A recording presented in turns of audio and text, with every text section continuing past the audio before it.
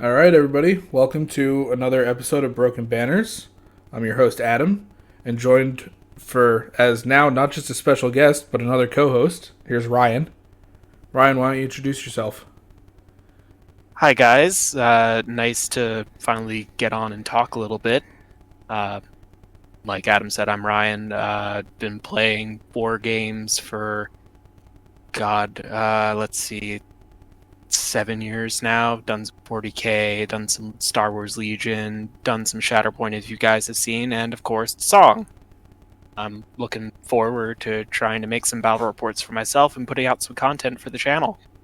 I mean, it's funny, you've probably been featured on the channel as much, if not more, than the rest of us combined. That's true, but I haven't had to do the hard part, which is actually making videos, so that'll be a new experience. I'm looking forward to it. Yeah, no, I'm definitely excited to see how you fare. I mean, I'm sure everybody can tell we all kind of have our own little styles, so I'm eager to see what yours is.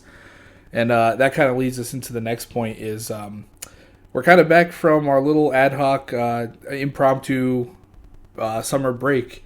Song kind of was at a slow point over the summer, and between a lot of us kind of having other obligations and stuff going on in our lives, we all kind of said, you know what, let's just see what we could do, reconvene, and we're looking to bring some more content back. With these preseason changes, which, as you could tell, this is what the video is about. Between that and we've been looking into the community balance adjustments, and there's a lot of meat on the bone for this game. So we're pretty hyped and eager to jump back in. Oh yeah, for sure. This is some exciting change to go through. Yeah, so between an extra set of hands and renewed vigor, hopefully we'll be getting a lot more regular content out for everybody. Yeah, it'll be great. Yeah, so I guess diving right into the topic at hand is we're gonna kind of go over the preseason changes that were posted the other day. Kind of, this is the stuff that's specifically supposed to be used when you're playing the playtest Baratheon Starks and the playtest Boltons. So, but it will eventually potentially apply to every other army as they get updated. What are your thoughts on them starting it out with those two armies to play against? I won't lie, I'm a little bummed, but that's strictly because I just only have Baratheons to work with, so I'm a little biased in that sense. It's just kind of like, I would love Yeah, to try this stuff out, but clearly the changes are not built around how the game currently plays. It's a different beast.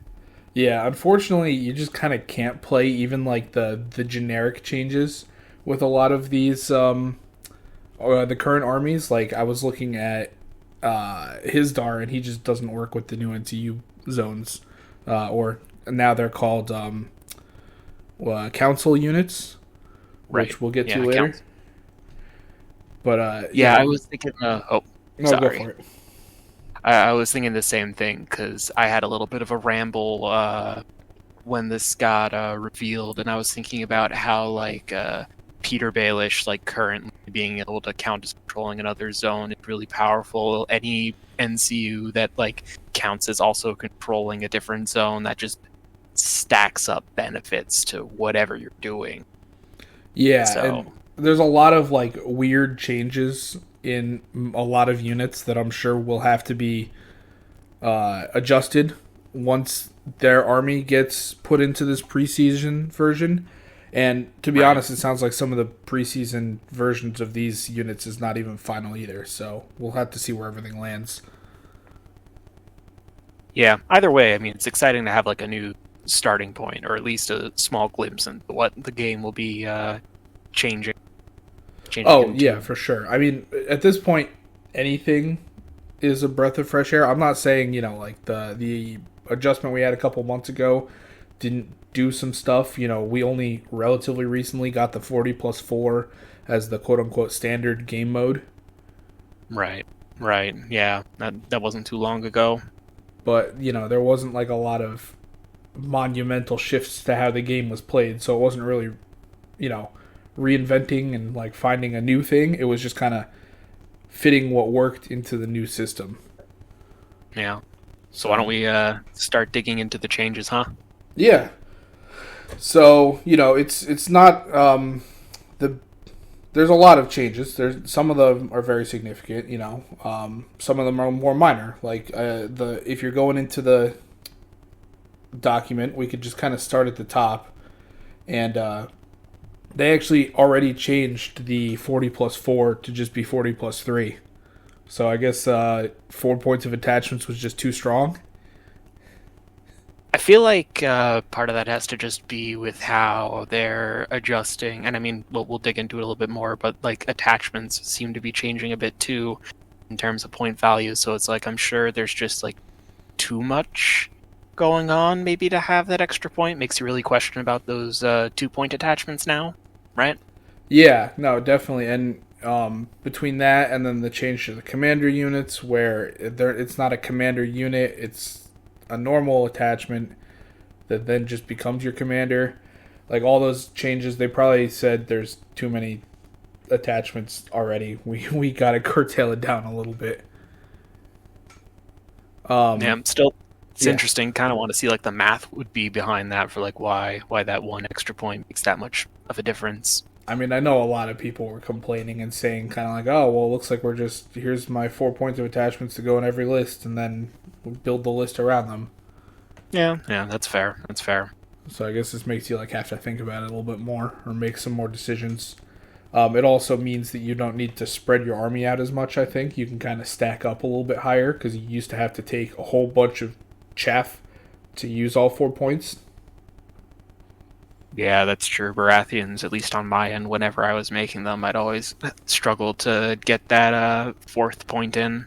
Yeah, or like my Mother of Dragons lists just physically can't. There's like no way to make one with more than one dragon that can put all your attachment points in realistically. Hmm. So Yeah. maybe it's a good change. We'll see what happens. I know like I felt like there were a lot of options for certain armies and not a lot of options for others. So we'll see if this kind of balances that one out. But it also shows they're open to changing it. Who knows? Maybe it'll go down to 2. Maybe it'll go up to 5. We don't know. But right now they want to try toning it down.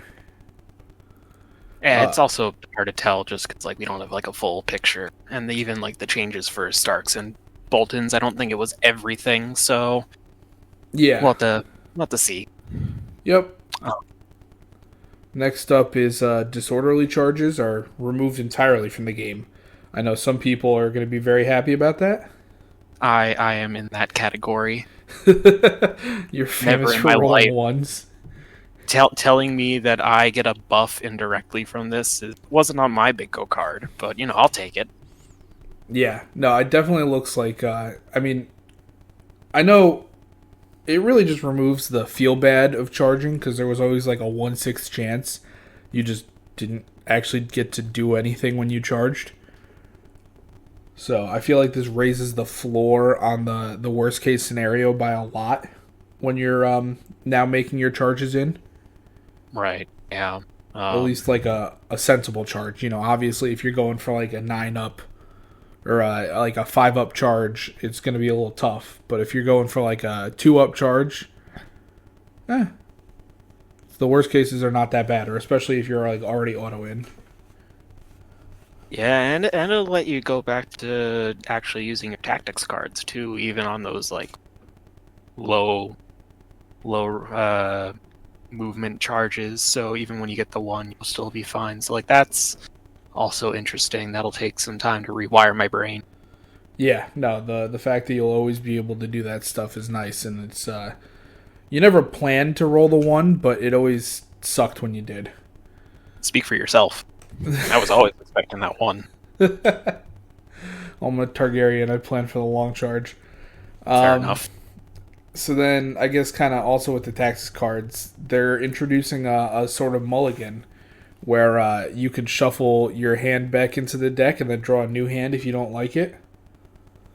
Now, I think that's awesome because, especially for like situational armies where you have cards that are either really good late or only good in certain scenarios or like not good in the current matchup, it's nice to be able to not have a dead hand against an opponent.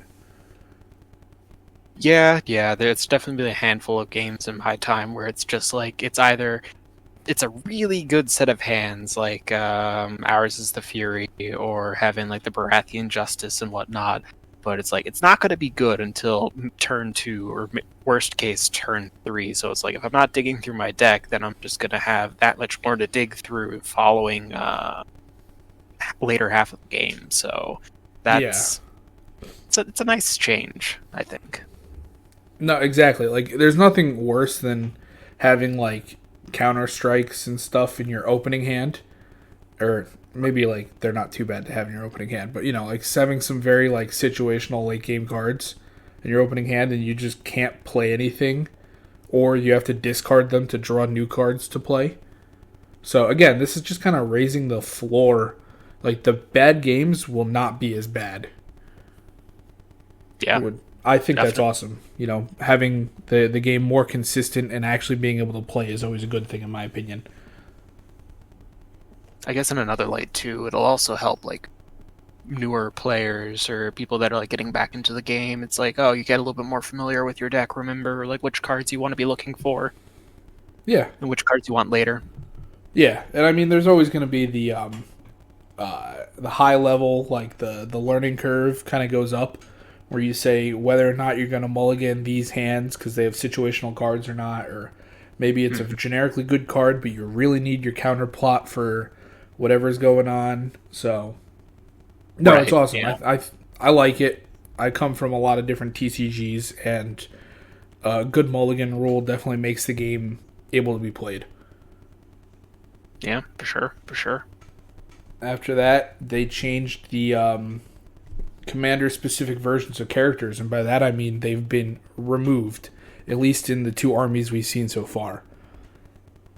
Ryan, why don't you give a little bit about that one? Right. So now there's going to be just attachment attachment units that can act as commanders, and in like the document it says specifically that like current those are marked as commander text, so there'll probably be some kind of commander text on the updated cards for the other factions too. We'll have to see how that kind of turns out, but like this is interesting. It kind of makes me wonder what, like, looking at other factions or like units that haven't been included in this update, it's like which version would we get? Would we get the current commander version? Would we get attachment point version, so it's like representative of like whatever value it's supposed to be? Are we gonna get some kind of hybrid? Yeah, it's A lot of ways interesting to to me get. because I know like there are certain there's a lot of commanders that also have a good attachment or vice versa, and kind of the risk reward of running them as the commander is you don't get their awesome attachment version or vice versa. So the I fact feel that they're just kind of like, we're gonna put all the good rules, all the cool rules on one dude. If you run him as the commander, awesome. If not, no problem. right. Yeah, I kind of like that freedom though, at least from like a list building perspective. Yeah, It's nice to see that we'll be able to like take some of those units and just throw them in anyway because we think they'd be a good combination. yeah. And then if you want to have the army focused around that person's tactics cards, you just say, "Oh, he's the commander this time." Super cool. Not much else to say. I mean, like, I feel like that's one of those we have to see it in practice situations, also, Yeah, because it's a little bit harder because I don't have the context to like build a proper Starks list or Bolton's list. you It'll know be a the little bit easier when we get the yeah more faction. the risk, I guess, is that if you have a bad set of rules on a unit, like an attachment, then nobody's going to want to take it as the attachment itself. So then you have to have super busted cards for people to want to take it as a commander. So it's I kind of like, but then you're only taking it because of the cards, and it feels useless on the field. Or Yeah, I yeah, mean, there's always going to be like a certain level with whatever units there are in like a game, like irrelevant to just being song, right? Like there's always going to be the most optimal thing. Can be varying degrees of good, and then there's going to be something that's just not as optimal. yeah, Rest in peace, Andrew Estremont. yeah. We'll have to see how that one shakes out. I can't wait to see how he gets another nerf indirectly or directly. That's how it always happens. Hoping not, obviously. But that's always a funny running joke. Um, so I guess the next bullet point is they mentioned that the game modes that are in this preseason patch, there's only 3 of them out right now, and none of them use objective cards for this one. I mean, that's just kind of the way they're trying to balance these right now. I'm sure they're like in the midst of reworking the way objective cards work, as you'll see below, kind of like why that would be a situation. But basically, they're changing how you physically claim the spot. So it could get a little weird with like who has the objective at that point. I guess that's another one of those. We have to see what happens, what their vision is. The vision and the flame, as it were. I didn't even think of it in that sense. Like, yeah, right, the wording's completely based on one unit controlling an objective versus like potentially having like 2 or even 3, depending on how much you can squeeze into like one area. I was just thinking of it in the sense of like, oh, they took out objectives because that's just one more variable to have to try to account for while trying to like alter how the game being played for these different missions. Yeah, imagine if I could somehow put like 2 units of raiders, 3 units of raiders that all rolled their highest attack dice while they were holding an objective. Like, how are you going to fight through that type of stuff? I'd roll well. Yeah. It's all in the technique. So next up is just kind of some housekeeping type stuff. They're changing the tactics board. Goodbye, tactics board. You are now the council board because council units go on you, not non-combat units. They're also changing what all of those zones do, and we'll get into each and every one of them. Some of them are pretty spicy. Some of them are, I think, a little sad right now. We'll have to see if... I feel like units or lists are going to kind of go 2 ways. If they're going to have like a heavy focus on taking a lot of objectives or a lot of council unit zones, or like people who are just going to take the bare minimum and ignore it and just kind of full army. I've seen in some of the Discord discussions talking about some of the, like, I don't know, I guess the power level or the value in taking some of these zones earlier than others. I definitely like how it kind of builds off of itself. It's more focused off of what you control, I guess internally, for a lack of a better term, and kind of like gives you more benefits off of that. I'm curious how Martells will play into that, adding a water zone, or I guess Targaryens with I forget the name of the tactics. The House of the Undying. Right.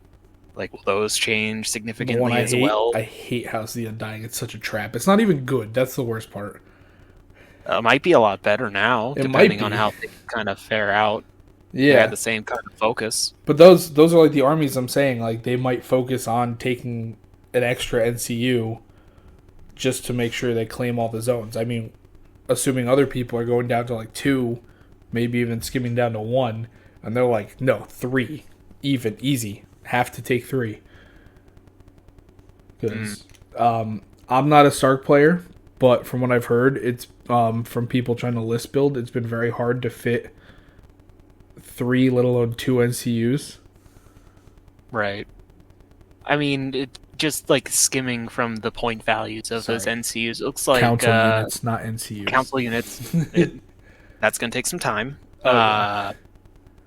So council units, having them have a baseline of like roughly, I don't know, 5 points, right? Yeah, I think Ned is like 7 or something like that.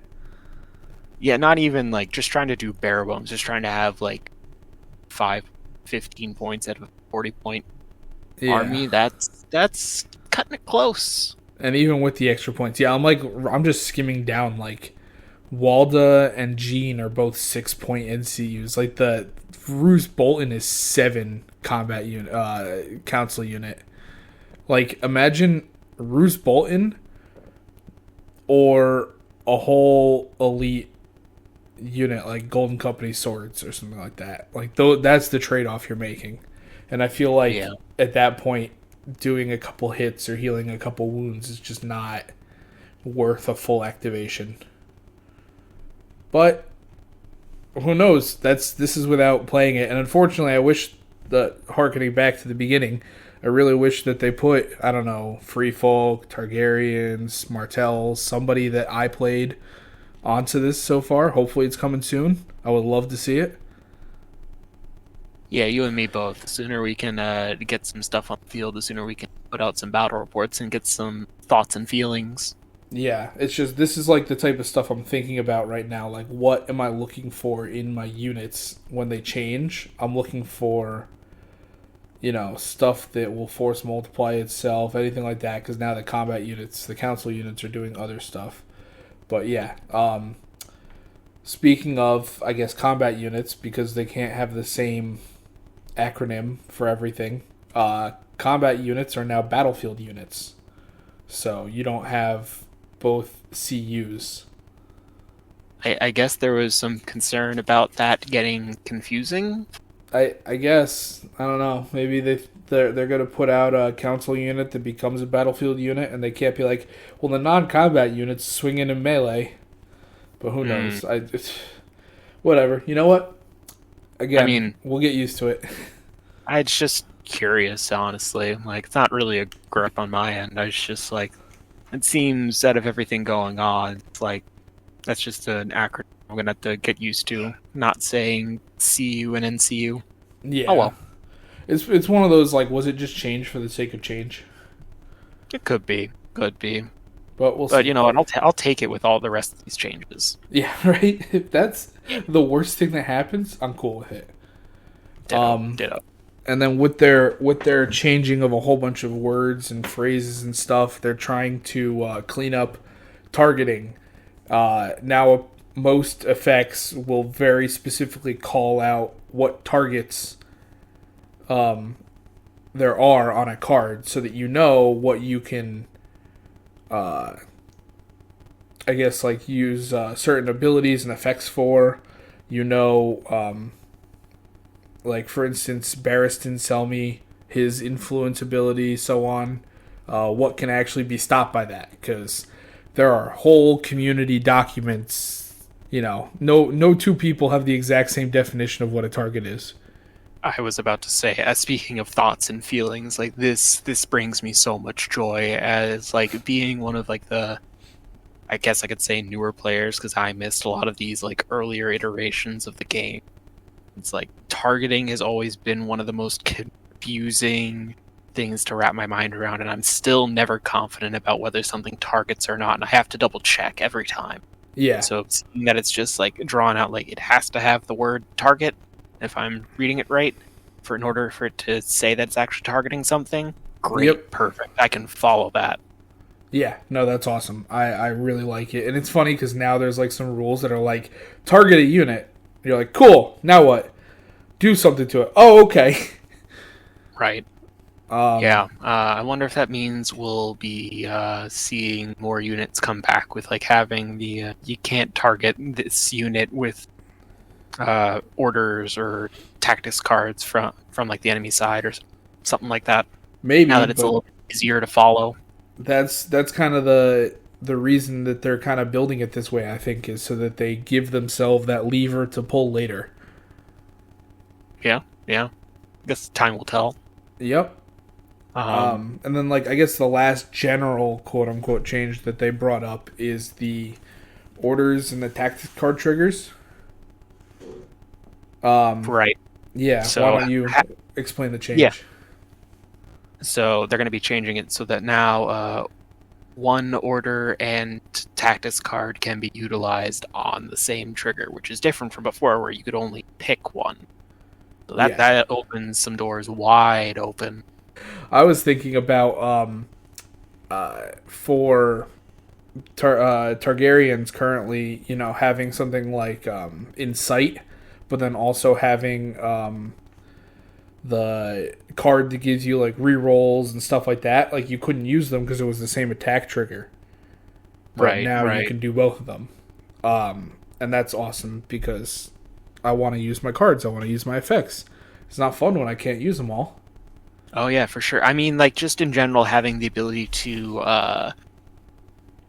what's it, Oath of Duty, right, and having tactical reposition in terms of like Baratheon stuff that comes to mind, like being able to That's a great clean one. both of those out at the same time, and then be able to draw more cards from my deck. Like that's always gonna be great. Yeah. I mean, point being, right, and we were talking about this like before we started recording, was how this kind of opens some doors offensively for a lot of different units potentially, like depending on the changes, and what else we see happen, different armies and stuff. Like I'm sure, like offensively, but also defensively, we're gonna see some big benefits. So I can't say whether it's like this is a more killy focused thing or if it's a offensive thing that'll just help you like survive more in general. I mean, currently, I definitely think this favors the attacker, just Sure. because there's not as many defensive orders and cards. I think.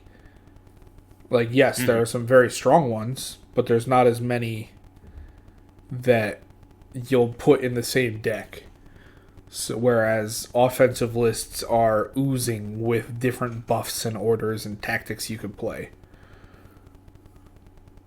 Yeah, that's probably true. There are more offensive just in general. So, But like we just said, it's another lever they can pull later. If they want to start giving more and different buffs to defense, they can easily do that, and this makes it more playable.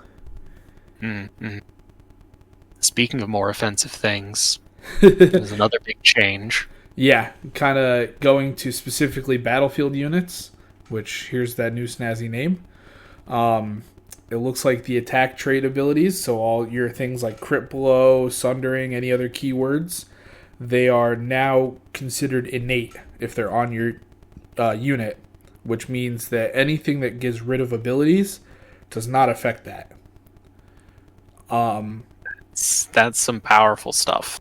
Yeah, I mean, it did kind of suck when you had your unit that was going in and then like you lost your abilities and suddenly your like crit blow vicious like wombo combo of a unit got stopped by like one loses abilities. I mean, you had to play around it, but when you couldn't, it really sucked. Again, this just kind of raises the floor of the game. You're always going to do the thing, at least some capacity of it.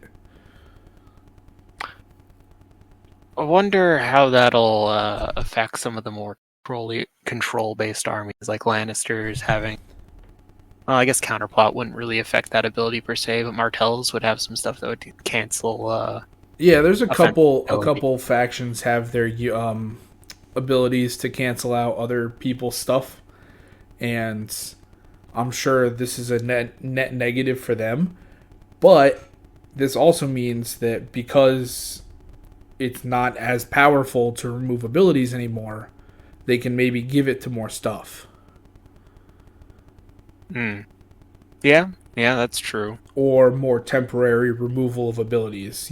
All that stuff can be taken out. Like I'm thinking of Skahaz, I believe, has a card that says like on my turn, your unit loses abilities. Maybe now it just says units lose abilities or the unit loses abilities.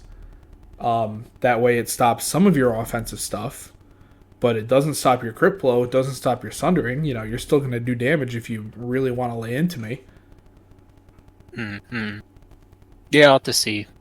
Yeah. It's just, I don't know, interesting concept. I mean, I guess on the same like topic, maybe Counterplot will be able to cancel multiple abilities on the same trigger, like with the orders and tactics cards, since that's changed. Yeah, I mean, there's a whole host of things that they can change with, now that this one avenue's open up. Right. I guess onto the council unit changes. They're going to be doing the same thing that NCUs were, so, nothing new there. But effectively, they added two kind of keywords to a lot of the NCUs. They can either have, or sometimes they have both, an influence ability, which it'll literally say influence. It's exactly how it's worded now. It says what you can influence, all that sort of stuff. But then they also have what's called a claim ability. And this is kind of to standardize how all of the NCUs say, oh, when you claim a zone, do this thing. It's like, it's now just a codified rule. If it has claim, you claim a certain zone or any zone, depending on what the unit says, you do the thing. I think that's fine. I like it when they standardize rules in pretty much any game I've ever played. It's nice having a keyword, so you could just say, oh, it does this. There's nothing special. I'm sure when this is like more fleshed out, it'll be a lot easier to just kind of have like a step-by-step process of like how things resolve for just like in terms of like you're activating council units versus battlefield units and that sort of thing. So yeah, this is a great change, like a great change, or at least the start of a change. Yeah.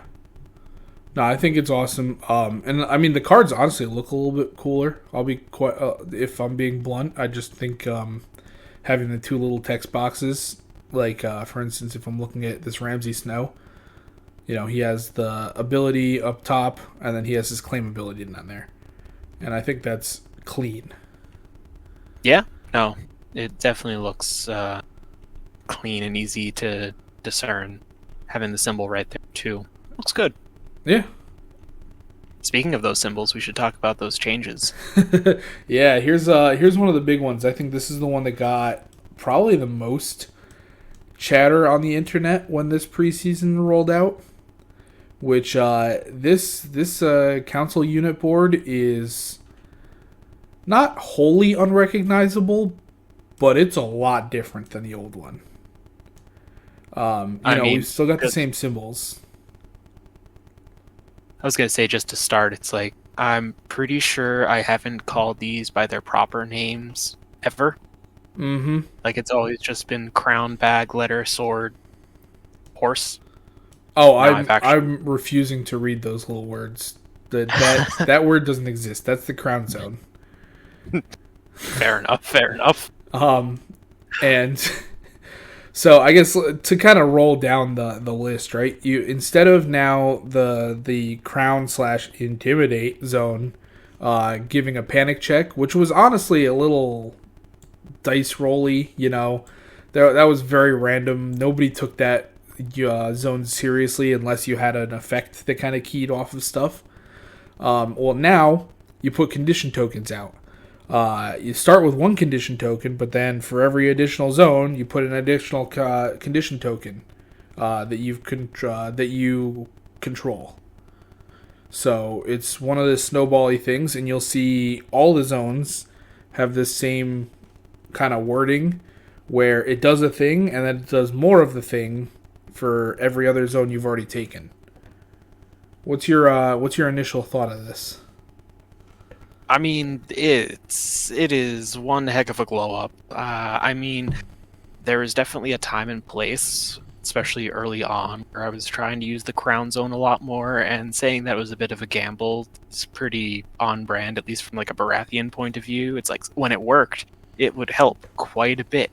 But when it didn't, it just felt like I wasted an activation. And then there was a lot of times, like from the last Nationals, where a lot of my stuff wanted me to control crown, so I would be using Alistair Florent or Peter Baelish to count as controlling that zone, while utilizing the rest of the previous tactics board to just kind of get my value and then gain the additional value of controlling the zone without having to waste the activation. It's an indictment on that zone that people would go out of their way to not take the zone if they had to for their army to work. Like the fact that people were teching in Peter and you said Andrew? Alistair?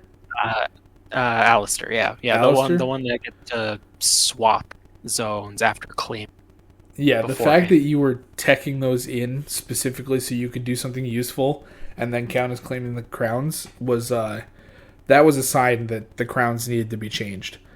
It's a little sad for some armies that really like the crown zap. It's also now you can't ping somebody off of an objective at the end of the round, which that has debatable whether that was a good feature of the game or not. Yeah, it did always have like a bit of a threat to it for cavalry or something that just didn't have a great leadership value. I mean, But I feel like, I 100% lost a game at the New Jersey Pennsylvania tournament because I moved my 6-up guys over a bog onto the objective with the crowns open. And they were like, all right, take an 8-up panic check. And I failed it and dropped the objective immediately after. And I go, oh, well, I feel dumb. right, yeah, and there's not only so much you can do to kind of prepare for that unless you have something just get you the auto pass or prevent you from taking damage, etc. So I feel like now you kind of you're in a spot where if you take it like early, it's like, okay, well now my opponent can't dish out additional condition tokens, and you might be pushing them to take the change to bags or bolster, as it's called, to kind of help remove that condition token off because they want, I don't know, throw a weakened on a ranged unit. You don't really want that. You'd rather be able to get your rerolls if you have them, or just not have to reroll into something a lot worse than what you rolled initially, right? Yeah. No, I entirely agree. I guess you touched on it, but putting objective tokens out, I almost want to skip the bags for a second and go over to the letters because I feel like that's the next biggest change. Sure. Go for it. The letters now strategize. If you claim it, you take a tactics card, and then you get an additional tactics card for each other zone you control on the board. Now, I don't know about you, but I think a good 70% of my games I would either open on letters or horses, depending on which faction I was playing and how good my hand was. Yeah, I mean, those two positions tend to be the preferred spots to go to, being able to draw cards. And, Especially when you don't need to apply pressure to the board right now. Like, just drawing two tactics cards at the start of the round was so strong. Definitely. And dealing out a condition token, tying back to what I was just saying about applying, like, early pressure to your opponent. Yeah, you'll note that just isn't on there anymore. So I think that the letter zone is much less appealing, especially early game. Now, once you have an NCU down or two, yes, it becomes a lot more appealing to grab. But it's definitely not one of the first zones you'd be claiming. Right now, honestly, I'm looking at it, and it looks like the Crowns is the one that if I've got nothing going on, that's what I'm claiming. I want to say that, like, I mean, yeah, no, getting to deal out condition to valuable, or even adjusted horses is still like a pretty valuable early move. But I mean, I'm also speaking from a point of having multiple units that have a 4-inch move, so getting anything extra, I'll take what I can get. Beggars can't be choosers. And I guess we'll keep skipping around and we'll talk about the horses Marshal now, which is instead of a unit can maneuver or retreat, now one friendly battlefield unit can perform a 3-inch shift, and the shift goes up by 1 for each other zone I control on the council board. Then you can pivot. Now, for the lovers of horses and such, anybody with an enhanced mobility, this one's going to really hurt because suddenly your move 7 dude can't fly up the table in one round. You know, it really hurts the units that had high mobility to begin with, like a high movement value. Right, yeah, and like I was saying, like anyone that's got like slightly slower units, it's like we're kind of benefiting from this just because it's like now I don't have to have the threat of just, oh, here comes this cavalry unit that's gonna muck up my like stag knights. Yeah, my dragon's not gonna fly 21 inches across the board in one turn. Right, yep. So at least not without you basically letting me do it. Right. Yeah, so there's a little bit of breathing room on my side. Yeah, no, it definitely makes the game less innately mobile, which I don't know. I kind of have mixed feelings on that. I feel like if you're removing some of the killingness, which we'll see. If you're removing some of the other tactic zones, and then you're also getting rid of the mobility, it's like, are we just gonna walk towards each other and slap each other until time runs out? I mean, I don't want to say necessarily it's like a bad thing because at the same time, like All I've right, had Mr. games. Baratheon. No, okay. Aside from like me not being able to move, all right. Like at the NJ versus PA versus Maryland event, or I guess I really should be calling it PA versus Maryland event. But aside from that, my last game was against a Targaryen player who decided to go and charge with their dragon, go in my Stag Knights, and they ended up losing that dragon turn 1 because I was able to clap back with the final strike, and my Lightbringers attacked from the side, and I just got the perfect amount of damage to take out their dragon, and now suddenly they're down in activation. You're on the back foot for the remainder of the game. Now, game changed quite a bit depending on how they adjust some of those like different game modes where the objectives are either not there, because we played Here We Stand objective.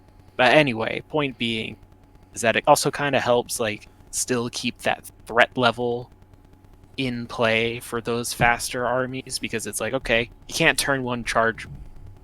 Kind of got some pros and cons, but now I'm still going to have that threat when we actually get close enough to each other, turn 2 or turn 3, I guess, depending on how cagey you're playing. So I feel like there's some pros and cons to it. It's not necessarily all bad news for the faster faction. Yeah, I mean, I know you're also not going to be able to run away as quickly, which is nice. You also can't retreat off of this, which is awesome. Right. Because, for the aggressive factions, because I don't want you backing up, I want to kill you. Yeah. You right. basically can't even do anything to them off of the horses if you get locked into combat. Not basically, you can't. Right. Yeah. No, that was another point that kind of forgot to just kind of glossed over. Not having that retreat also hurts my side because now I have to spend the whole activation to do that. Yeah. Which is brutal. And the shifts are more telegraphed because you have to shift first, then you can pivot. So you can't just, put down a unit and say, he's going to turn some way and go. On the first, with the horses, start of the round, you actually have to look where you're going to be going. Yeah, that's definitely going to add like a whole other layer, especially for like those end of turn 1s into turn 2s for whoever's going to be first on that second turn. Yeah. That could be really tricky. Yeah, exactly. It's this is the type of stuff where I feel like our preconception of how this game is played will have to entirely change. You can't just assume that horse will get all the way over there in one turn. Because it's now only a 3-inch shift. It's not that full. It's only this. Where you can't crown zap the unit off of the objective. You're gonna have to figure something else out. It's gonna be much harder to get to units in the backfield, as we'll see in a second, or at least to lay out multiple rounds of damage. So a unit that gets away is probably safe, comparatively. Yeah. Speaking of the game being kind of like turned on its head a bit, what I think is probably the biggest change on the board would have to be swords, aka assault, not having like a regular attack off of this, only being able to target an engaged enemy battlefield, and that only suffers 3 hits plus 1 for each other zone you control on the board. That's a whole different ball game now. Yeah, no, that was one of the ones where I saw that, and I go, ooh, a lot of these big murder ball type units just aren't gonna, they're just not gonna do the same things anymore. You can't as easily, I'm gonna use Greyjoys as an example, charge in, assault orders, use swords, whatever, like you can't do that because it just does 3 hits now. Yeah, 3 hits is good, on a 3-up that would be like you rolled, 5 dice or something like that? Which is not nothing, but it's much less, and you don't convey the keywords. There's no vicious, there's no sundering, there's no precision. So it's a huge nerf to like the armies that had these big units, big high attacking units. It's great for the stuff like I'm gonna say it, free folk. You know, they really love just here's a couple auto hits, enjoy. You know, it's great for Baratheons where okay, we're engaged. Take your 3 hits, take your 4 hits, whatever. Start my activation, hold the line, take your hits, attack you, take a couple more hits. Mm-hmm. Mm-hmm. It doesn't trigger a panic check. You know, that's a big one for any factions with like Prey on Fear. That's now just 1, 2 less effectively off the crowns and the swords sources of a panic check that you can force through. Yeah, there's definitely going to be an adjustment to some of the themes and focuses for some of these armies, or at least I imagine there's going to be. Yeah. Just like I can't imagine. Well, it's so tricky. There's so many like different levels being adjusted. There's not as much offensive like prowess coming off of the NCU board.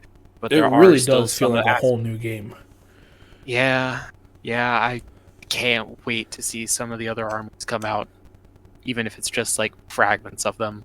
Yeah, I kind of want to see. Give me a 40 points exactly of Targaryens or Martells, and I'll be busting games of this out like nobody's business. Hell, I'll go dig out my free folk. Right. Those things have been locked away for a year and a half, 2 years now. I'll dig them out just for this. Right.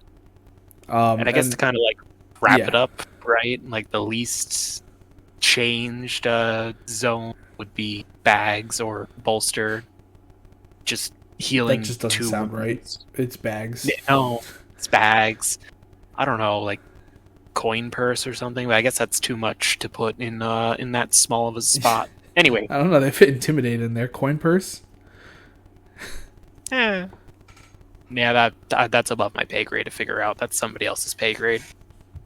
But still, just like healing 2+1 for whatever zone go on the board, and then removing a condition token.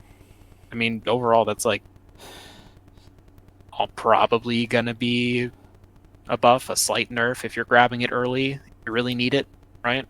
Yeah, I mean, I think baseline, basically all of these zones just got worse to take as the first one.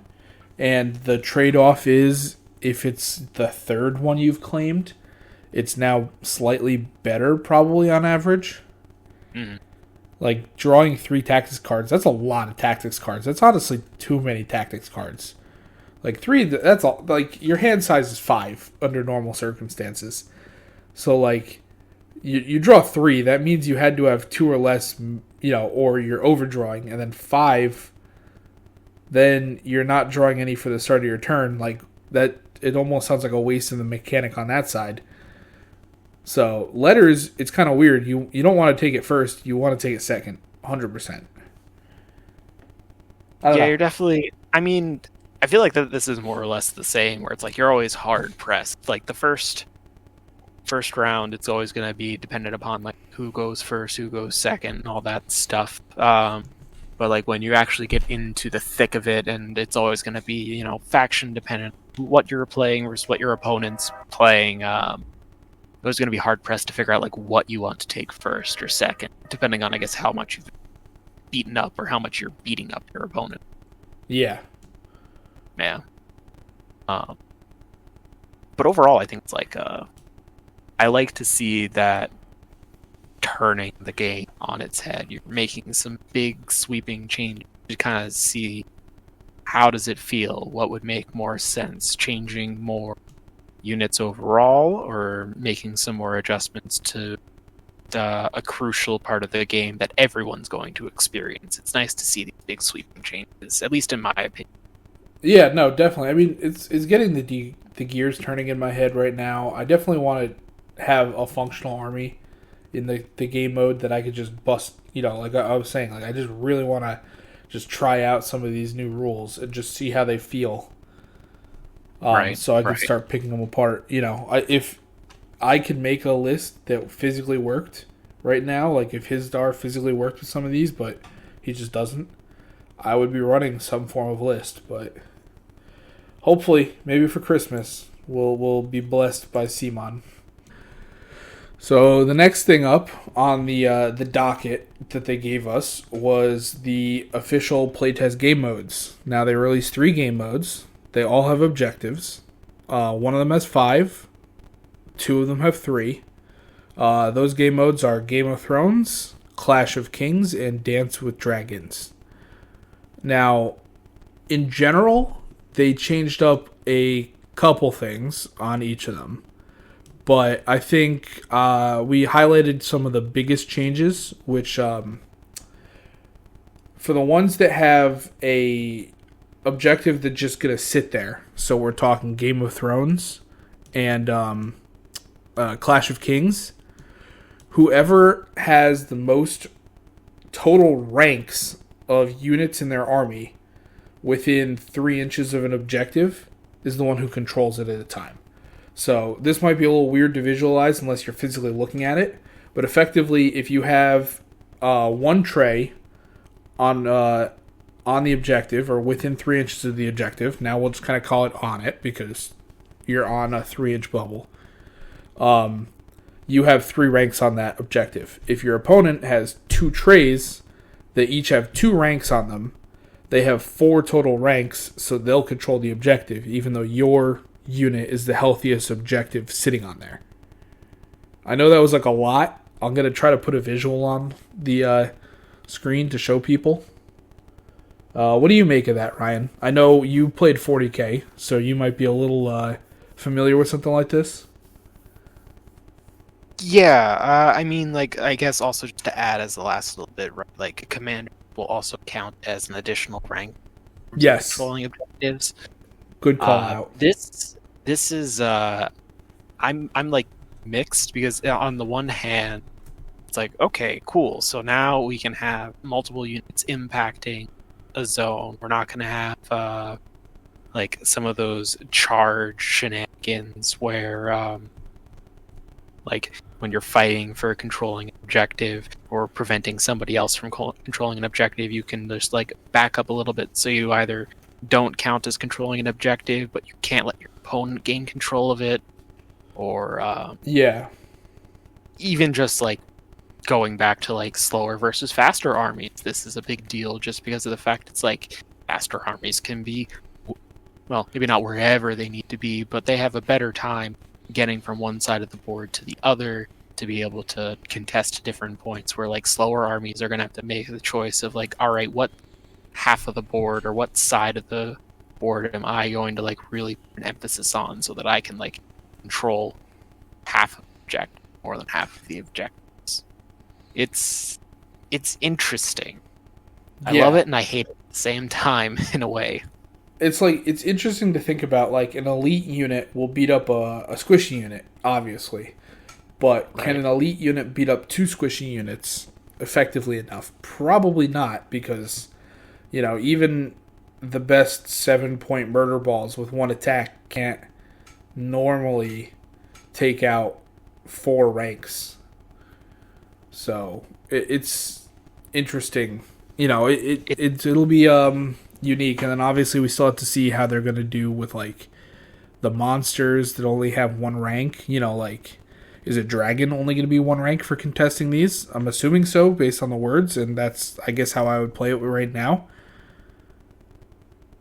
Right, or like how we were just talking about before with the council board and how we don't have some of those extra attacks anymore. Just like how you were saying, it's like we're definitely limited in how much damage can be dished out. So it's like when you're piling up bodies on control zone, let's call it, it's definitely going to add a bit of challenge. I'm also kind of curious for some of the like larger trays how that's going to work, where you're roughly within 3 inches of 2 objectives. Do your ranks count for both sides? Do you have to pick between the 2? That's something that I'm not sure on the map on that exactly. I imagine you can get away with that, but it's kind of hard to picture without having the board up in front of me. Yeah, like having the Game of Thrones, I can see how you might be able to construct a zone, like a place between the stuff on the one side where you'd turn a unit and he would be touching both bubbles. Right, right. Yeah. So, like, how does that interaction play out? Because at this point, I'd hazard a guess that you'd be able to test on both, but I guess we'll see. Yeah. It's so some of that stuff needs to be cleared up. But I kind of like it overall. I hated like what you were saying, like dancing over the objective to like not claim it but deny it. I thought that was like a silly rules interaction that just shouldn't have existed. I get that there was tactical advantages and stuff, and you can outplay your opponent and be super smart, but like that's Yeah, like on a thematic sense, like just having two armies on the board going to contest like points, like that's something you can picture. But then like doing that little dance just seems a little bit it's bizarre. unrealistic. Yeah. Yeah. This is another step towards the realism and honestly just like ease of play. Like it's just you're gonna put your guy, you're gonna measure my 3 inches. I'm sure there's people already building Song of Ice and Fire type little 3-inch objective bubbles that you put underneath the token. Oh yeah. Because it does make sense. I think it's a good rule. We'll see what happens if it's balanced. That's a whole different topic. But yeah, I like it. I think that's awesome. Yeah, no, I'm in the same boat. Like I overall I like it. I like that it's changed on its head again. It's a whole new way to think about the game. So it's like I'm definitely going to like test this out a bit before I really have like a hard, fast feeling on whether it's like good or bad as a Baratheon. I feel like wardens are going to be really good soon, and I'll kind of based on what we've been saying, where like the auto hits, it's just another way to deal extra damage. They're tanky for their point cost. You could put a lot of them out comparative to like stag knights and stuff. And yeah, it's hard to say. Yeah. I mean, I hope so. That'd be great. It would give me an excuse to actually get those guys painted up to a better standard. Yeah, no, it's like, but like I'm thinking like raiders sound really good in these types of situations because you put 3 units of raiders on an objective for 12 points.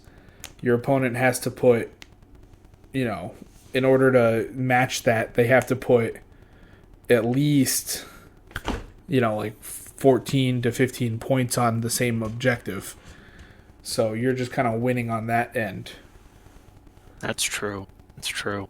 So those are the types of things I'm thinking about when I'm hearing and I'm seeing these rules changes. Like I like taking one less NCU and just flooding the board with a whole bunch of little shitters.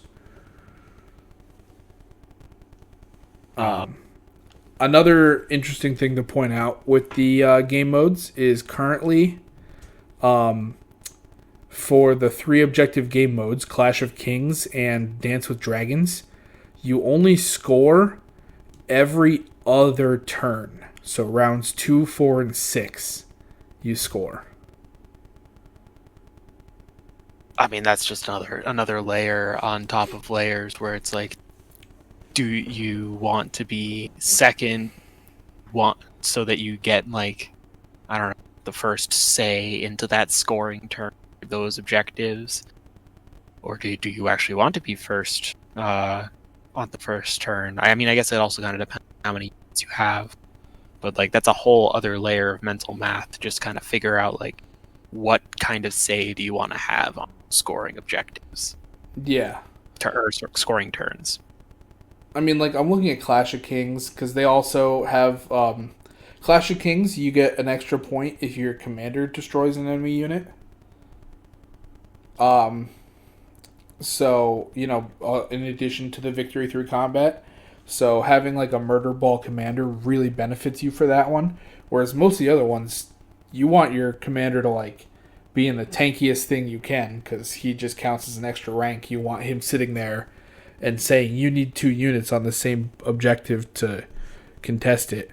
So I like that Clash gives you like an alternate thing you want to be fighting over and like a different way you're constructing your army. Right. I mean, that's a good point. I don't know how I'd want to well, again, like, not knowing what like my faction that I play would look like is typically like, I'd like to play them in the tankier or tanky offensive units in Baratheon for this current season. So it's like, I don't know how I'd want to be playing them now. Would I want to play fast and loose so they can actually have some ability to get to the point so they can hopefully contest and control objectives? Or do I want them in something steadfast and just put more points towards like additional movement so that I can just kind of get them up board and they can just sit in a spot and hold steady? Yeah. No, there's like a lot of questions to be asked for this stuff.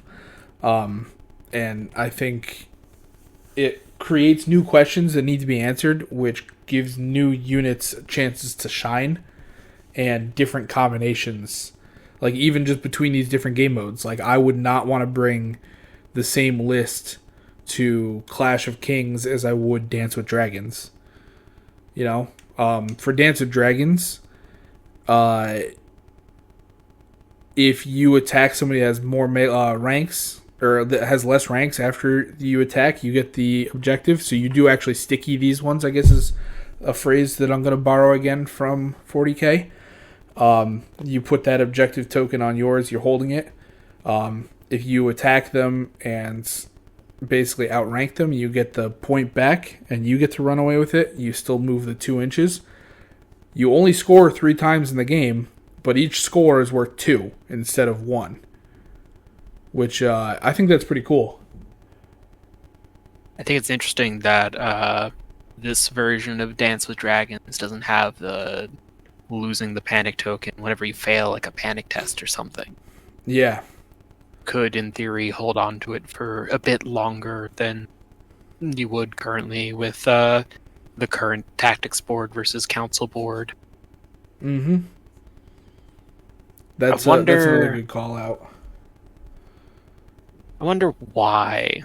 It seems kind of interesting, because I feel like you'd like to have that kind of back and forth sort of thing, especially if you're not scoring from a metagame standpoint. I think that they have Boltons as one of the 2 playable factions, and they didn't want just spread fear, drop all your panic token or all your objective tokens at the end of round 2. Yeah, that makes a lot more sense after just kind of just like glossed over that for a second, just thinking about the game as a whole, not just because we're limited to our 2 factions. Yeah, they probably just change that when the time comes. Maybe it'll come back in. Maybe they keep it out because they don't want to, have that swingy of a turn. Yeah, that's true too. I mean, like, yeah, that is a lot of back and forth. So, because I mean, if you can score all 3 objectives in 1 round, like, you gotta be like super favored to win after that. Yeah, that is true. I don't know. I'm excited. Like we said, there's no objective cards in any of these game modes right now, which partly sure because they're still trying to figure this stuff out, how they want to put those out. I'm eager to see what they're doing with that, because that could be really interesting. Maybe it's like commander units in this zone have this, or you get +1 attack for each friendly unit within 3 inches. Like, there's a couple cool things they could do now that they're like kind of expanding the zone you have to care about. Curious to see if we'll see this change in like scoring on certain turns in like some of the other games whenever those get fleshed out too. Yeah. Like, will Here We Stand be any different than what we have currently? Will there be like a certain turn that's going to be particularly effective? Maybe based on like how many points you have or something. Who knows? Remind me, Here We Stand, is that the one with the walls that shoot you? I think so. I always get those 2 mixed up. I hate that game mode. I think I have like a 20% win rate on that game mode. But then again, I play like all squishy armies. Oh no, honed and ready. Here We Stand is the math one with the 4 quadrants. Oh, the quadrants. Yeah, that one's gonna be weird.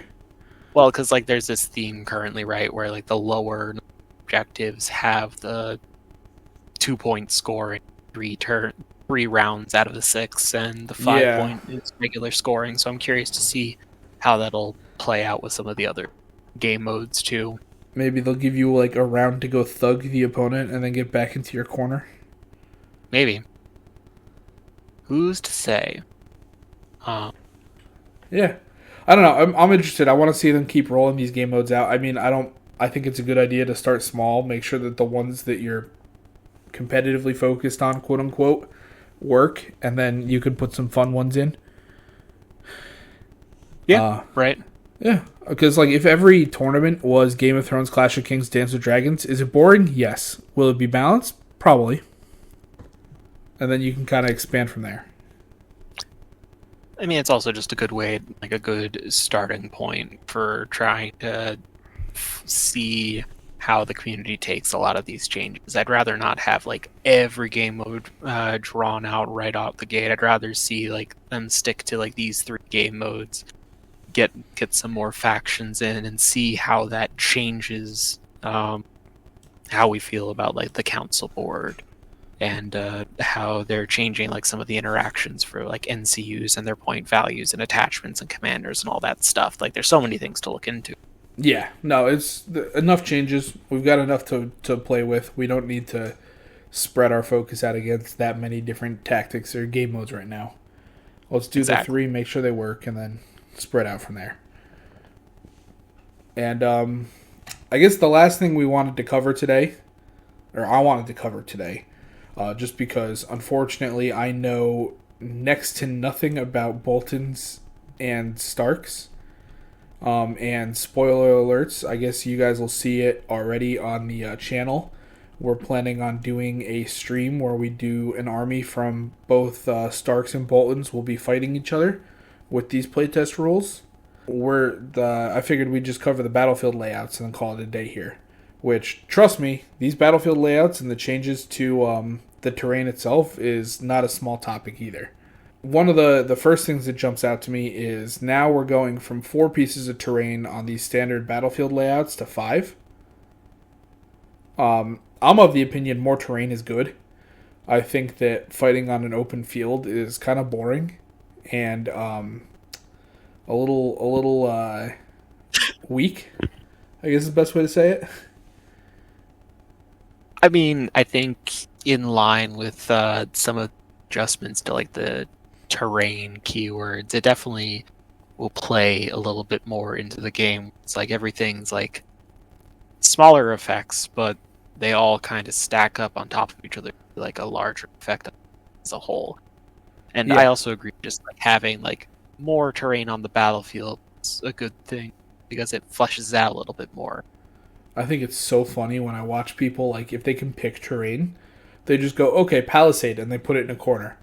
And they go, and then another person picks, like, Bog or something. He goes, okay, cool, Palisade, and puts it in another corner. Like, entirely out of the way. I'm like, what's the point?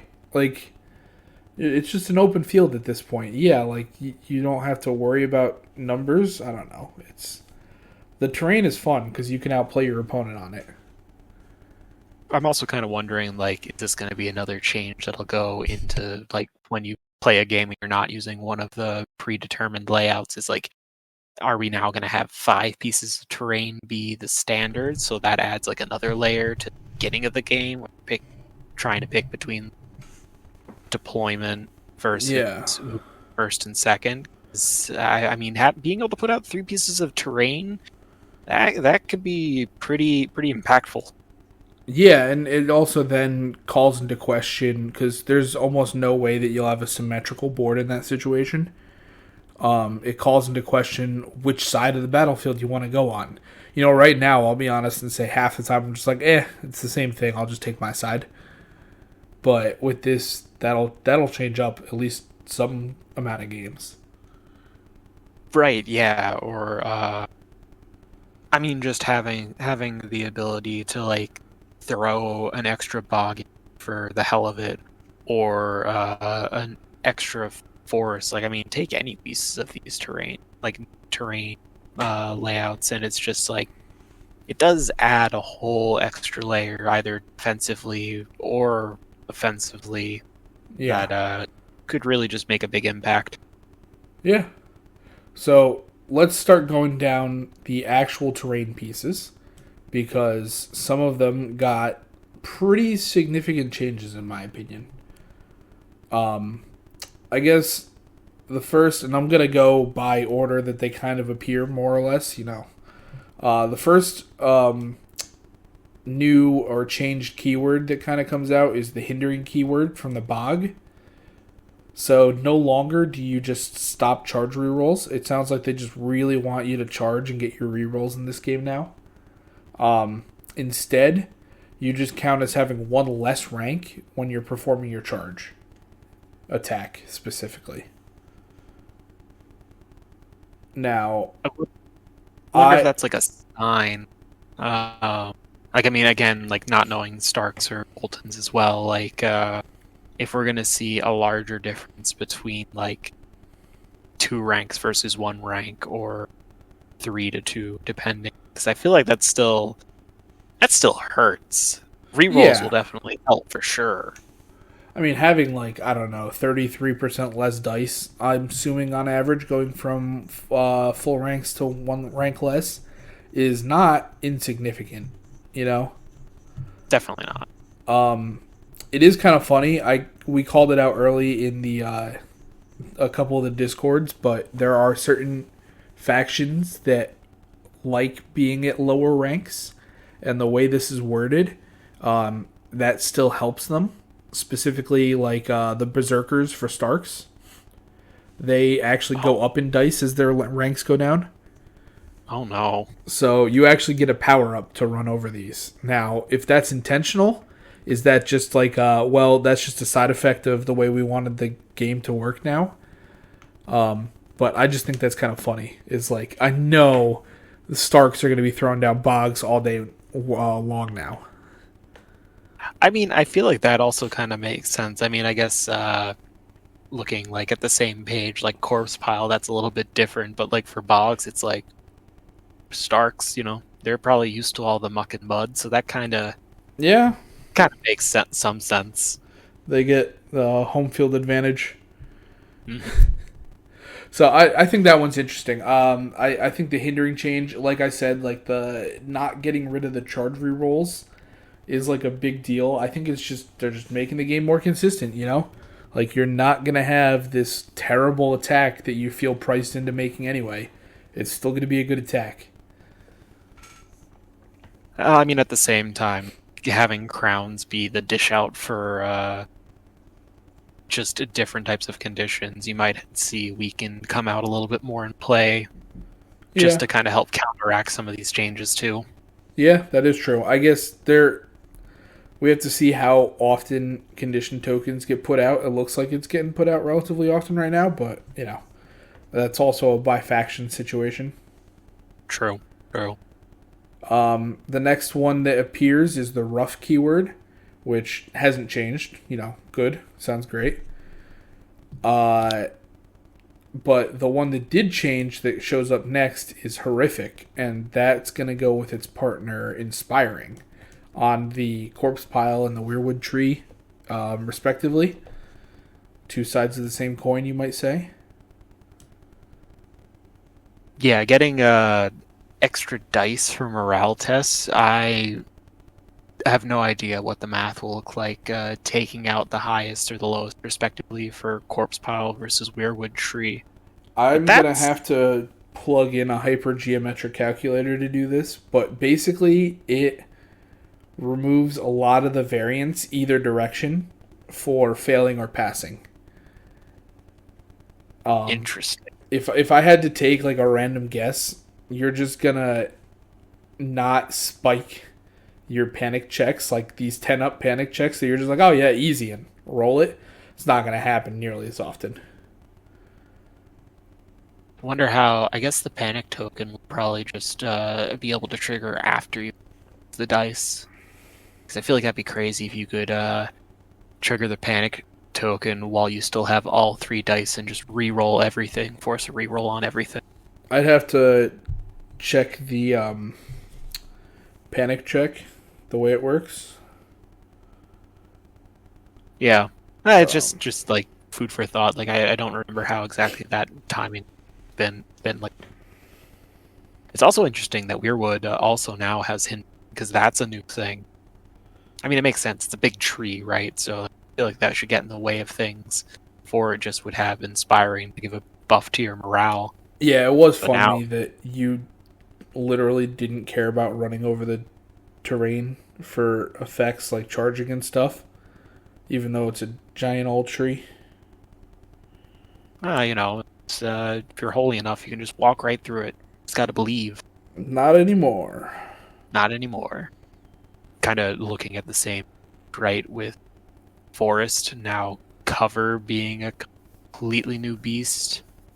Yes, that was the next one on the list. Cover is another. You'd think that they're getting into 40k over there at Simon right now because this is another thing that seems to be borrowed from them in some aspects. Where if the cover terrain blocks more than 50% of your tray, the defender gets +1 to their dice results. Instead of just not being able to draw a line of sight through it, it's like you can still shoot through the forest. You're not going to hit them nearly as well. Right, but then this brings up like the slippery slope because I remember seeing this on one of the discords talking about like where do you draw that line of sight piece from like the attacker's point of view. Is there some like really tricksy angles that you can get where you might be able to argue that a tray isn't obscured by 50%? Yeah. Um, I think this is another one of those ones that needs to be clarified. There's pulling from my Shatterpoint knowledge, Shatterpoint when you like first start getting into the game, one of the most tricky things to like wrap your head around is cover. Ironically, you need a specific token for it, and once you have that token, then you can have cover from terrain, which just gives you more dice to roll. But the point is that you have to be able to like draw a point from the base of your like the attacking model to the defending model, and it's like if you're within a certain range of a piece of terrain, then you get that defense. Then you get that extra defensive dice. Yeah. So like if I feel like if you can kind of take that same mentality where it's like if you're able to draw that 50% like point of obscurity for the defender's sake, then they'll probably get then they should get the extra defensive dice to the ranged attack. Yeah. I don't know if that's necessarily like the best answer, but like offhand, I feel like that would just kind of take away some of those bad faith arguments. Well, maybe not bad faith arguments, but like some of those really hard to judge arguments. I know in some other games, the joke is the person who you get cover if you can out argue your opponent. It doesn't. You don't have to be right. You just have to argue louder or harder. Oh no. So I'm sure right now people are seeing cover and they're a little PTSD from other games. I think that the center arrow will help a lot in these types of discussions, and the little markers that are on the corners of the trays. I feel like using those, like they can come up with some system, or like you said, maybe it's just like if you're close enough to the terrain, you just get cover for being close to it. Well, I wasn't really like the point of being close to cover. It was more the point of like, as long as you're able to draw that like perspective where the attacker, when they're like looking at the opponent, you're drawing that like line of sight to see if they're within 50%. Yeah. If you're able to draw it, then they're gonna get it, unless you like, you're within the 1 inch requirement, so that they just you don't worry about it as a whole. Yeah. Okay. Yeah. What I guess the general is it needs to be reworded. It's interesting. I like the idea of it. I like the concept. Execution's just a little rough. It's preseason. We're gonna see rough rules. Well, I mean, when you're making so many changes too, it's like sometimes something makes sense, like when you write it out the first draft, however many drafts it's been, and then Yeah. sometimes it just kind of like gets skimmed over. I'm It's sure there'll be like examples like they do with the regular core rule book currently. You'll be able to figure out like what you're supposed to determine that 50% obscurity. I'm sure they're sitting there like, well, of course I mean this. Of course I mean that when they're listening to us talk about these 50%. But I think of it like I don't know if you've ever seen the video of the teacher who was having their class write out how to make a peanut butter and jelly sandwich, like as if you were talking to a computer, and then doing the exact instructions, but like obviously messing them up because she was acting like a dumb computer. That's Oh, exactly how I feel like they think of us with this cover. They're like, no, take the bread out of the bag, obviously. Come on. right, right, yeah. I mean, it's like a monkey's paw, right? We get some of those clarifications for targeting and how some of the influences and stuff will trigger claiming a zone for the council board, and now we have this new Yeah. confusing definition for terrain keyword. Yeah, you win some, you lose some. Eh, And then the next one that I wanted to touch up on was the only other one that's actually new, I think, is Fragile, which is replacing Destructible, which is just longer here. Fragile is if you move in, out, or through the terrain piece at the end of the movement, that terrain goes away. Um, I think that's thematic because it's on the hedges. Excuse me. And hedges are not known for their durability, especially when a whole bunch of armored knights are crashing through them. yeah, right. Like it's another thematic win. I think you might have glossed over one other chain. We'll get to that in a second, but Sure I like thing. that. It's interesting that they just have it for this one specific thing. I kind of wonder if you would see that for some of the other terrain pieces, like them having like some degree of health or something after a unit walks through it. It's Yeah. interesting. It's interesting that specifically moving. I mean, it kind of makes sense. It's like you trample over it. One thing I am going to lament the removal of Destructible. Not Yeah. because I spent a lot of time, hedge trimming or, deconstructing stakes and stuff, but it was nice to have the option. And Right. I'm dreading. I know Assad has his fun little double tracker stakes on all the objectives build he likes to run. And now with no way to get rid of stakes, it sounds so painful. I mean, it's the same thing with Palisades, right? Because yeah, Palisades were destructible with the current Yeah, rule set. that's Oh, exactly what I mean. Is it's like that's gonna hurt so much for not like 90% of your games you're not gonna care, but like those 10% of games where you're like, wow, this would be so much easier if I could just kill this, like destroy this wall and keep going. yeah, yeah. I feel like that. I mean, I've seen other people say like that's definitely an oversight, and like on the one hand, I kind of want to agree just because like it feels bizarre to not be able to kind of like just tear down some of these defenses. But also, you feel like that would also add another layer just because it's like you're not getting those extra attacks off of the swords now, right? So it's like you Yeah, have to spend your activation to get that attack through. yeah. There's got to be some intermediary like way to get rid of these. I think. I mean, I'm not saying it's going to be too powerful. I'm sure 95% of the games you play, this will never be a problem. But unfortunately, in my meta, there's some guy who likes to run a little skew list that's all about Pathfinder and sitting on top of stakes and saying, ha ha ha ha, I can touch you, you can't touch me, with his stupid little short range attack. And that's just going to be very frustrating to not have a way to counterplay effectively. Yeah, Thornwatch attachment's looking real attractive right now, looking at that, just not being able to remove that, assuming that it stays to be the same, like, type of unit. I mean, But, somber oh, no, battlefield with double stakes and a ruined wall or palisades. That's just so many you're not allowed to go here places.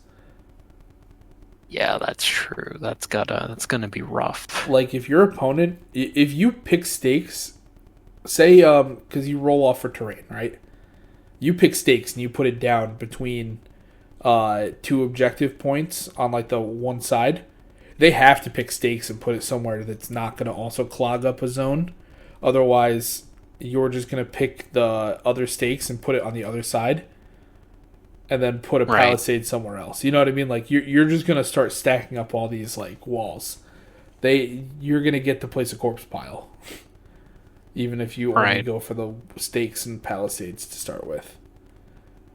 So I don't know. I think that's a little bit of an oversight. Fortified battle lines, same thing. Double palisade, one stake, two low walls. That just sounds like a nightmare without the ability to destroy anything. I feel like we're gonna go back to just seeing a lot of mirrored battlefields using those layouts, just because it's like, well, you don't want one side to be particularly skewed, because if you don't win that roll off, then you're really in for a rough time. Mm-hmm. That I will agree But with. on You will see a large chunk of that. but on that same note, talking about stakes, I think dangerous changed a little bit here. Because Yes. looking at the Good call rule, out. the book, at least we're not seeing the same D3+1 wounds. We're seeing hits based on like remaining ranks with the new and improved stakes. Yeah. So like that's not as oppressive. I mean, it's still bad. Like just having to roll more defensive dice, you could just spike it and lose three guys, and that could make or break an attack depending. Oh yeah, no, it was super disheartening when you like went down a rank. If you're like, oh man, they're so low, but they're on stakes. You know what? I'm gonna chance it. And you like charge over. You take some wounds. You take your attack. You take more wounds, and then you're like, wow, I took more off of that than he did, and then you just die. Yeah, I mean, So at least that's still gonna happen to an extent. But at least it's not gonna be as dangerous when you're both at low ranks. mhm, mhm. I I mean, will going say back. solo Oh, units do pretty well over this oh because you'll yeah, just take yeah. two, Let's take two. which That's not. that's a lot for a 6 wound model, but that's not a lot compared to, a 12 wound model. Yeah, no. Normally, some of Infantry. those solo units either have like healing mechanics or decent defensive profile, so more likely than not, they won't worry about it as much. Like I'm I was still gonna not running say, Jorah over them, but well, right, yeah, you don't want to just like waste an activation, I but will say Jorah looks a lot better now that he's not going to get catch random stray um, sword zones from like ranged units like sneaking up on him as easy. You can still get it, but not as bad. Or no crown zaps to just randomly kill him. oh what, you're not gonna miss my like Lightbringers just coming in with their 7 dice 3 ups. Come on, it'll be fun. No, it really won't. But like tying back to talking about some of the other game modes, it's like stakes now plus like honed and ready with the wall attacks. That's That just sounds so devastating. potentially like 3 8, so five, a max of like 8 hits, depending on like what's holding an objective. If you just have stakes sitting on it, yeah, I'm Yeah. sure we'll see some like adjustments to some of this stuff because that just seems brutal. Yeah, no, it's definitely going to be. We're going to have to see how it goes. I really think they need to figure out a way to destroy, like, let you destroy these. Yeah. But well, again, we'll have to see. Maybe if you like end your maneuver near it, like you're allowed to destroy it between rounds. I don't know. I'm not a game designer, as you can tell. I just like to critique. Maybe we'll see different abilities that'll let us ignore certain keywords. Yeah, I will say the dangerous now is specifically called out as being after the action, Oh, right, right. which I'm just reading that now. That's huge for stuff like making an attack over the spikes to kill a unit.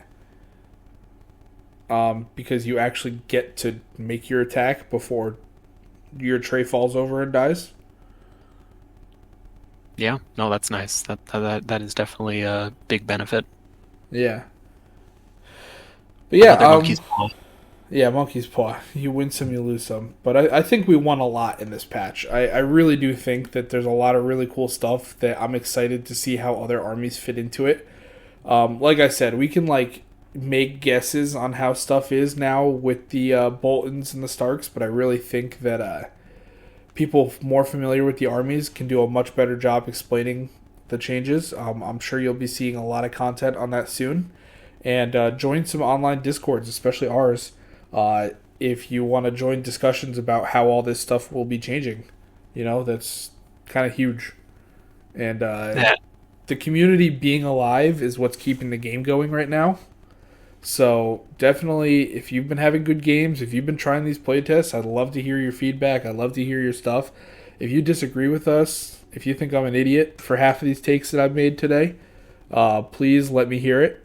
I'd love to have a friendly debate about the effectiveness of horrific and inspiring, or how good the 40 plus 3 is. I mean, on that same vein, right? I know I'll be checking out the stream when that goes up, or at least the VOD, depending on the timing of things. So definitely Yeah. keep your eyes out for that too. Yeah, that'll be a great first look, because I'll be honest and say, like, these are a whole bunch of changes. Let's see what people like about them. Yeah, and I mean, of course, once we actually get some more rules for different factions and stuff, I'm sure we'll be able to dish out some battle reports, give some more insight, Yeah, hopefully get some like list for requests from some of the community. exactly. All right. I mean, All right. I'm good for today. I think you guys have had enough of us yapping. Um, like I said, please join our Discord, subscribe, comment. It helps us out. We're trying to get back to where we were, both in terms of producing content for you guys and also, making sure we're reaching everybody. So if you can share everything, that'd be so awesome. I'd like to thank you, Ryan, again. Congratulations. Thank you for joining us. You didn't have to throw your lot in with us, but you chose to anyway. Um, it's awesome. I'm super excited to see what you're able to do, and you've more than earned the official title. So let's keep it rolling, right? Yeah, no, exactly. And thanks again for the warm welcome. Like, I'm honored to be included in the gang for Broken Banners. It'll be great to, like, I don't know, spread some new thoughts and ideas on how to do battle reports. Yeah, Looking forward to it. yeah. So, all right. Thank you guys. Have a good one, and see you next time on the Brotherhood of Broken Yeah, have a good Banners. one.